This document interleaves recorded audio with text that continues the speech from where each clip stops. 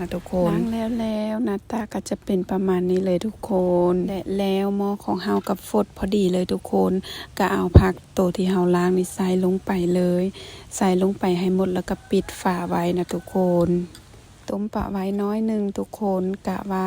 ผักเฮาเปื่อยแล้วก็มาป่งเกี่ยมไปซุปกันเลย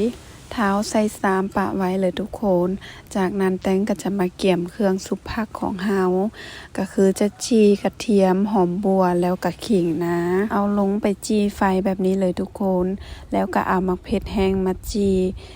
ให้มันกรอบเลยทุกคนเมื่อทุกอย่างสุกแล้วก็จะเอามาแกะเปลือกออกนะแกะแล้วก็ไปล้างน้ำจากนั้นก็เอามาใส่โคกแบบนี้เลยทุกคนใส่ทุกอย่างลงในโคกแล้วแตงก็จะมาตำให้มันละเอียดเลยนะทุกคนเพราะว่าบ้านแตงนี่จะหมักให้มันแรกๆให้มันละเอียดดีเวลาเอาไปซุปกับผักแล้วมันจะเข้ากันตำให้มันแรกประมาณนี้เลยนะทุกคนจากนั้นก็จะมาควัดใส่กับผักของเฮาแล้วก็ซุปกันเลยขั้นตอนการซุปกับบ่มีหยังยุ่งยากนะทุกคนเอาเครื่องที่เฮาเกี่ยมไว้ใส่ไปแล้วก็มาคนให้มันเข้ากันแบบนี้เลยทุกคนคนให้มันละเอียดแล้วก็มาซีมเบิงบ่พอดีหยังก็ตืมใส่เลยและเมนูมื้อนี้กันแล้วเป็นที่เรียบร้อยทุกคนก็คือจะมีซุปผักบงนึ่งสาลี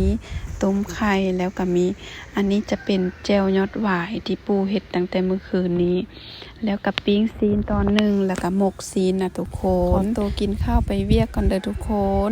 บ๊ายบายเจอกันในคลิปหน้าเด้อ